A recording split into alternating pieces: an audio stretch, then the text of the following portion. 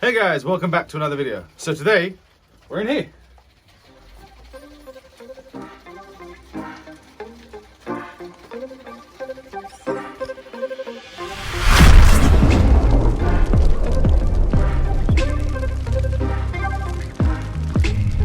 So we thought we'd do an update video on how the snack shack is going. I mean, it's been 2.5, almost 3 months since we built this thing. So I just wanted to update everyone on how it's actually going and what we're actually doing. So first off, all 36 tubs are now occupied, -1. But all 36 tubs are firing at the moment. These 6 tubs at the end do not have babies, they're still too young. They're the only ones we haven't. And I mean, of course, we have a tub just with males, including this guy here. Now, these were originally, we actually bought these males in, and they were supposed to be breeder males, but they got too big too quick, and they were far larger than the female. I didn't want to put them in together, so they kind of just stayed here, and I just couldn't kill them because we've had these guys since they were back when they were indoors, and they're such cute guys. Like you can see, look, they're really intelligent animals. There's literally a drawer of males. Now we've considered potentially giving them like an enclosure outside of this, maybe a little cage for them to live their lives in. Not so sure. They're happy in there, they're doing well in there. Just, although some of our royals would eat them, they're a bit too big for what I like to give my royals now. So I'm not really looking to cull them. I don't know. We haven't fully decided yet. But all of these, everything with a peg, by the way, has got babies.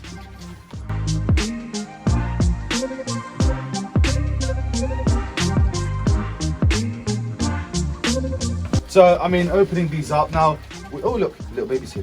So we did do a clean recently, and I lost a load of pegs. I need to buy more pegs because I ran out, and then I've lost some. So everything with a tag on it has babies, and obviously some of the ones that don't have tags also have babies. Right there, there's babies there. Let's have a look. Any babies here? Yeah, there's a load of babies. Oh, that's the rooster. She's running off with her babies. They've just made a mess. They're the only group left that are still doing this. I'll come back to this in a second. That are pulling food through their tubs. Load of babies. Now, we've been producing an incredible number of babies. So much so that we didn't actually anticipate the number of babies that we'd actually be producing from this system.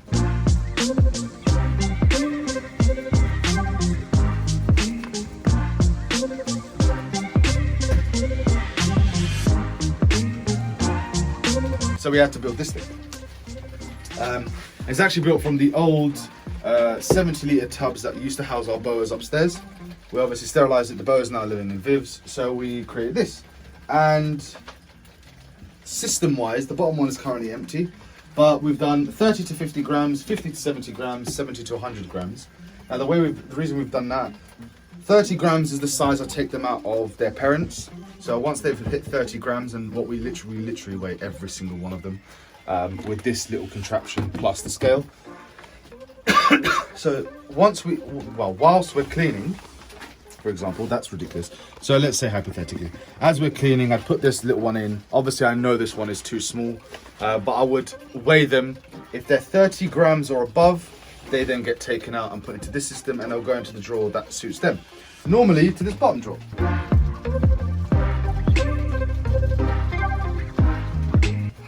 So everything here was pulled this week, in fact.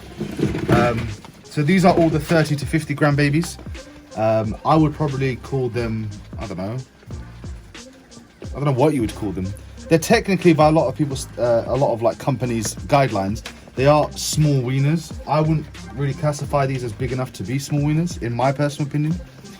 This is what I would be giving maybe an animal that's had about 5 or 6 feeds.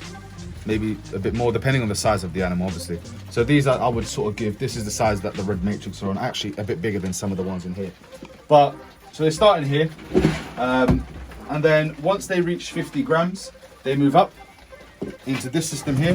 Now these are all still part of 1 week's pull. So I pulled these all last week. And they're gathering there. And I can see evidence that someone has been murdered in here. It does happen. You do lose one every now and again, which is sad, but is part of it. Now, hello. it's a bit crowded in here, and we're working on how to resolve that. At the moment, I mean, yeah, they're all huddled in the corner there, but you can see how much space is left over. Obviously, they're not being kept in these conditions for massive amounts of time, because once they hit 70 grams, they come into here. And then this is like the feeder tub. We don't actually feed them off until they're over 100 grams. Now, there's some in here that are already over 100 grams. But what we do is we cull the whole drawer once the smallest one in here has reached at least 100 grams. That way they're all at least small rats. And this is what we feed our female royals. Males would probably get something slightly smaller, but if I've got overs, you know, of this size, I'll give them this as well. And they're doing incredibly well, actually. They're growing really, really quickly. We've done, I think, 3 culls so far, haven't we, Jay? Yeah, roughly. We've done 3 culls of rodents, and from those 3 culls, we've had overstock that's filled the freezer.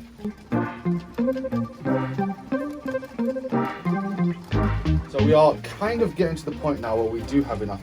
I would reckon within these 3, there's probably about 350 rodents that we pulled recently.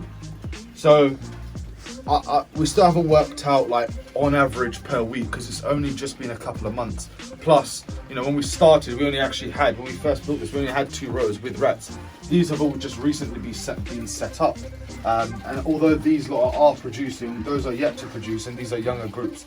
So to really get an understanding, we're going to need a few more months to be able to go, actually, we're producing X number of rats every week, for example, on average every week. They are on a watering system. They're not on a watering system, they're just on water bottles, which is time consuming, because these have to be filled up at least daily, sometimes more, because there are a large number of rats in there that are chewing through food and drinking through water like nobody's business.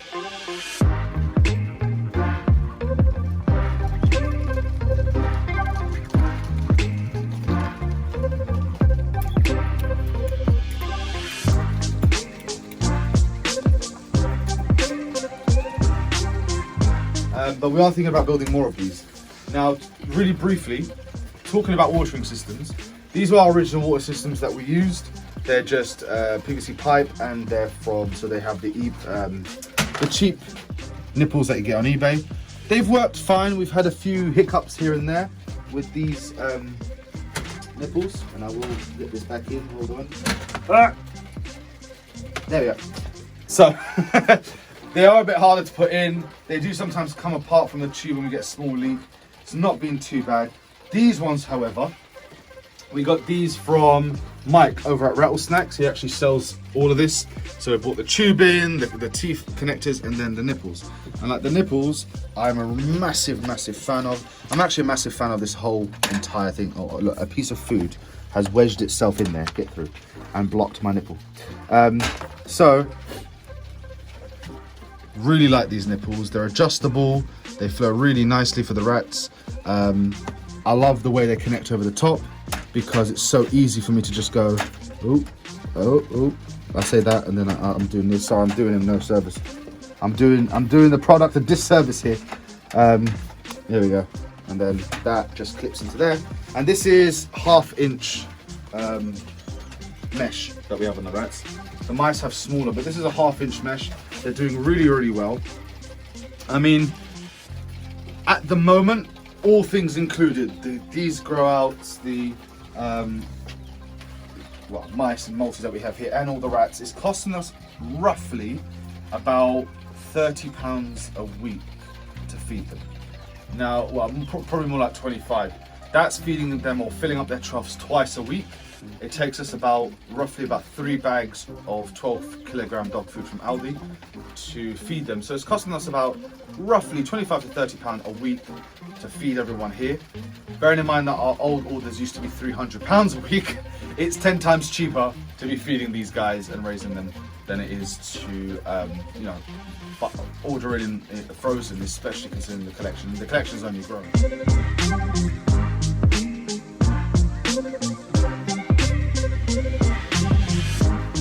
So we're really hoping to be self-sufficient within the next sort of, I would hope at least towards the start of the year, we'll be self-sufficient. That will be amazing for us.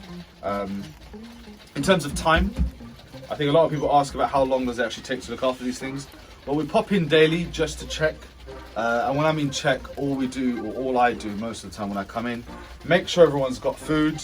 I mean, when I say food, they've got something left. Make sure these guys have water in their water bottles, because they do get topped up daily at the very least. And then I'll just select a few drawers to go through, just have a quick look at how they're doing, see if anyone who isn't tagged like that, she's just had babies, quite a large litter as well, they get tagged so I know that there's babies in there. And obviously we pulled this week and you can see how many still have tags. Now that's not everyone, because like, look in there.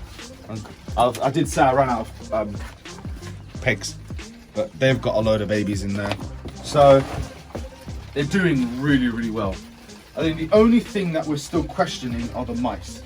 Now the mice are the ones furthest away, and they have been breeding exceptionally well recently.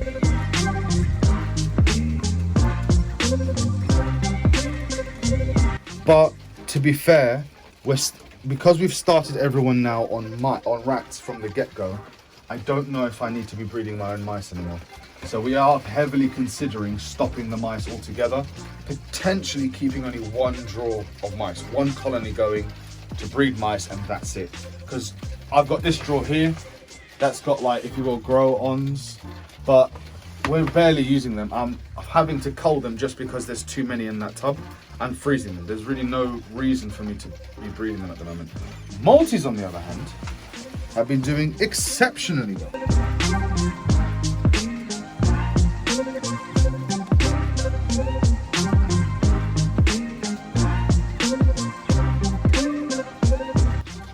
As you can see. And as a positive, they're really friendly. Oh, hello. Don't start on me. Don't look at me like this. I know I've just been touching rats. Please don't attack me. And look, they're all sitting on babies. No one's attacking me. No one's jumping at me. She's pregnant. Little ones. They're doing really well. We haven't pulled any Maltese at all yet. This is just as it is. So from the original brood, we've left them. So this one here was actually born here. It's one of the ones that were born here. Hello, lovely. This is one of the originals. No, it's not. The originals are like those fat things. This is the original. Hi. And look, they've got pinkies again, and I'm touching them. They're not attacking me. They're not messing around. They're doing really well, to the point where we actually want to set up more multi-colonies. Now what that means is we are probably going to replace the 6 mice with 6 Maltese, keeping one tub with mice somewhere. I'll work it out, because we want to build more of these.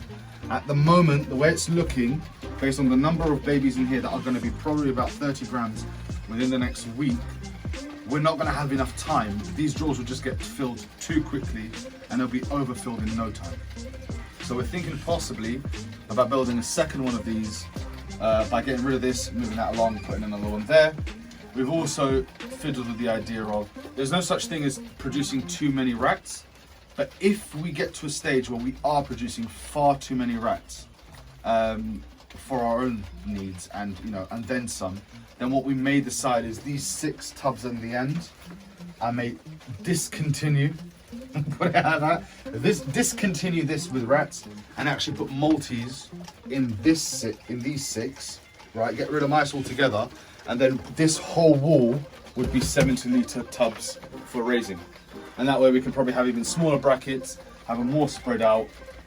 But we'll really come to that decision probably in the next 4 months, another 3 or 4 months time, when we really have a good idea of production wise, how many are we producing, how much space do we need? Because right now you can see in these drawers, they are at capacity. There are so many rodents in these drawers.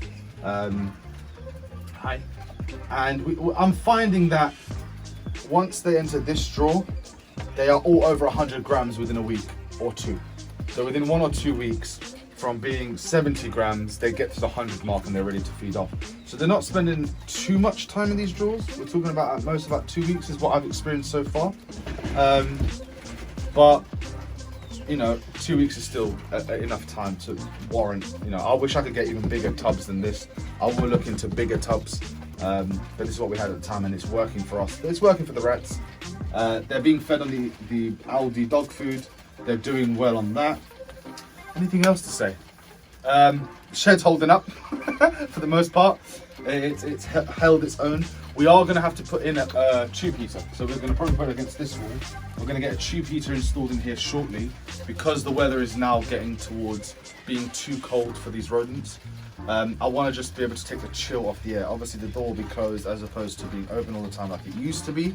The fan will remain on, obviously it's off now for recording purposes.